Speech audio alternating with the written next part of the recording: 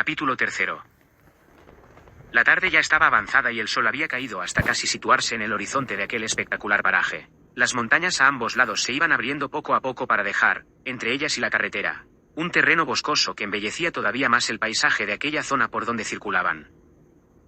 Annie, ya más calmada por todo aquel incidente, le hizo un reproche. Dijimos que nada de teléfonos móviles en este viaje, ¿no? Laura agachó levemente su cabeza reaccionando al comentario de la hermana. Lo sé, pero es que tenía que hablar con una persona antes de perder totalmente la cobertura, y no pude hacerlo antes de salir. Es alguien que me importa mucho y no podía estar tantos días sin contacto. Al menos tenía que advertirle de mi desconexión durante el tiempo que estaremos por aquí. Lo siento mucho, Annie. Se disculpó. De todas maneras, no tengo casi batería. Como me advertiste, la cobertura del móvil se pierde por esta zona. ¿Tienes novio?, preguntó esta dibujándosele una sonrisa en los labios. Es solo un amigo, cotilla. Se echó a reír.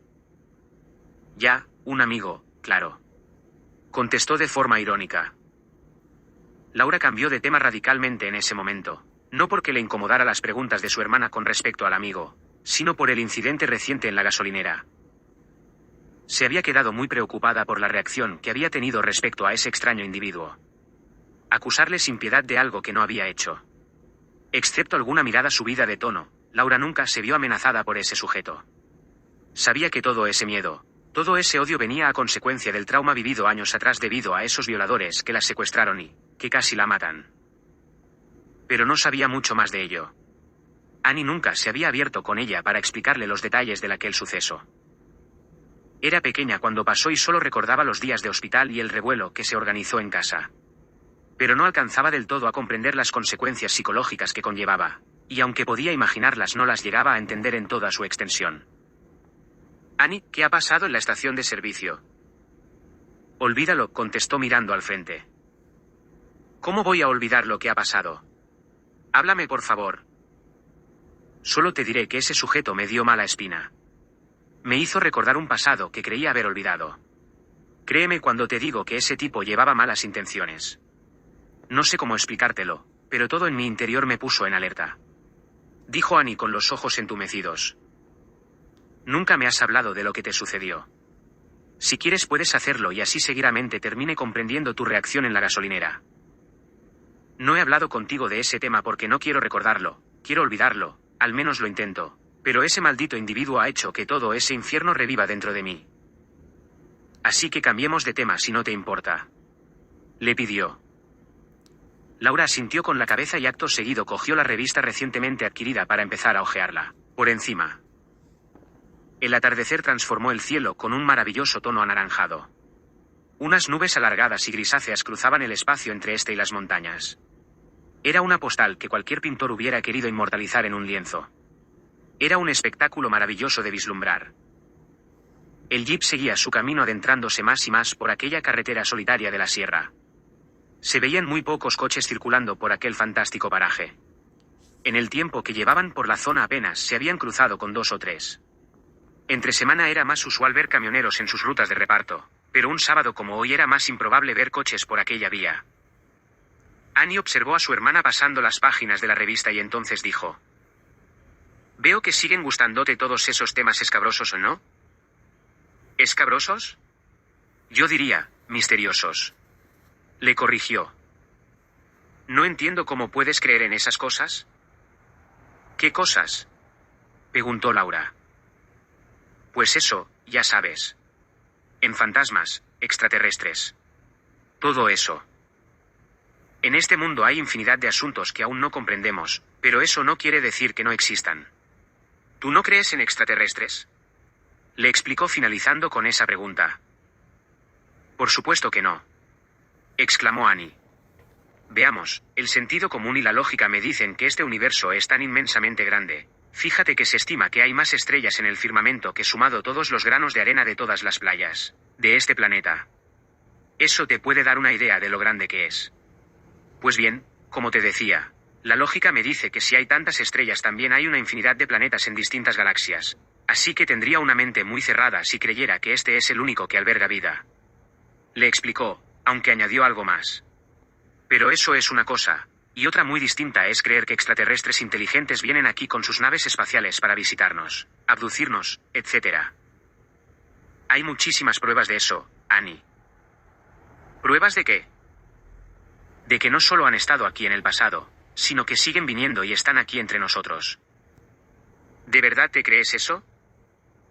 Vamos a ver, Annie hizo una pequeña pausa y continuó. ¿Tú crees en Dios o no? Sí, claro. Pues de eso no hay pruebas. Te mueve la fe, ¿verdad? No la dejó contestar y siguió diciendo. Pues yo tengo fe en esto otro. Están los evangelios, ¿no? Le rebatió Annie. Venga ya, exclamó.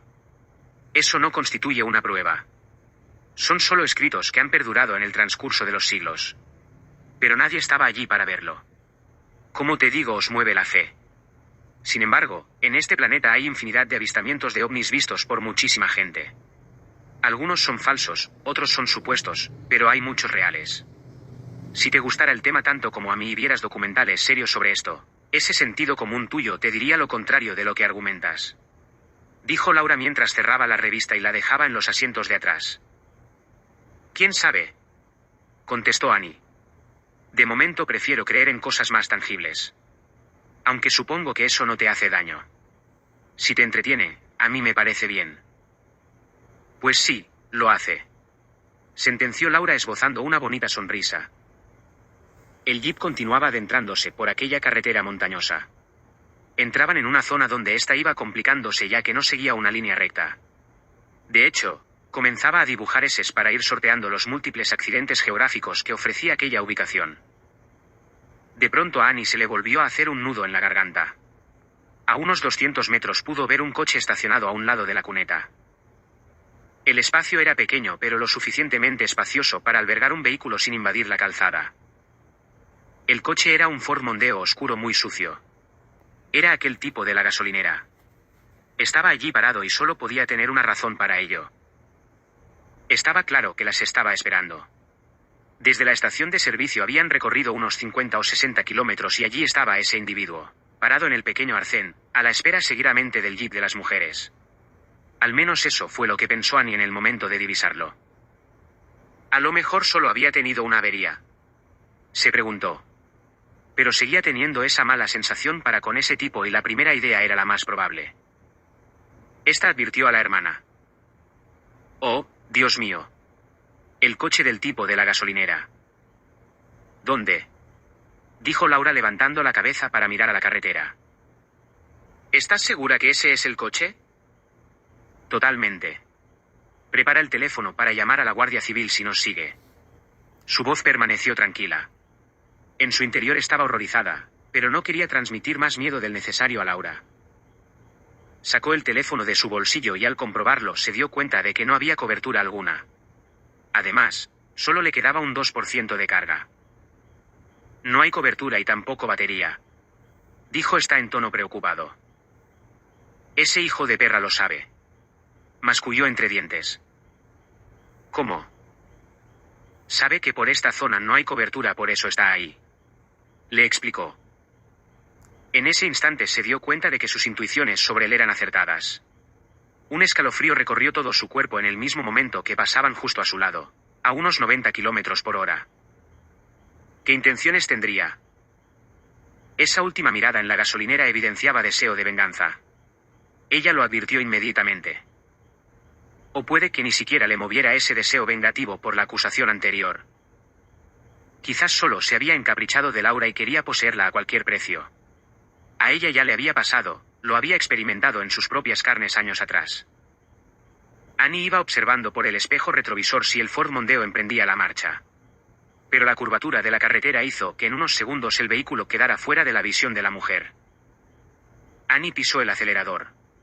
No le gustaba hacerlo, pero quería poner la mayor distancia entre ellas y ese pervertido. Mientras lo hacía no dejaba de mirar por el espejo, esperando y rezando por no verlo justo detrás avanzando hacia ellas. No tuvo que esperar demasiado para comprobar que todos sus temores se convertían en realidad. El Ford Mondeo aparecía por el espejo retrovisor e iba ganando velocidad acercándose más y más al jeep de las mujeres. Annie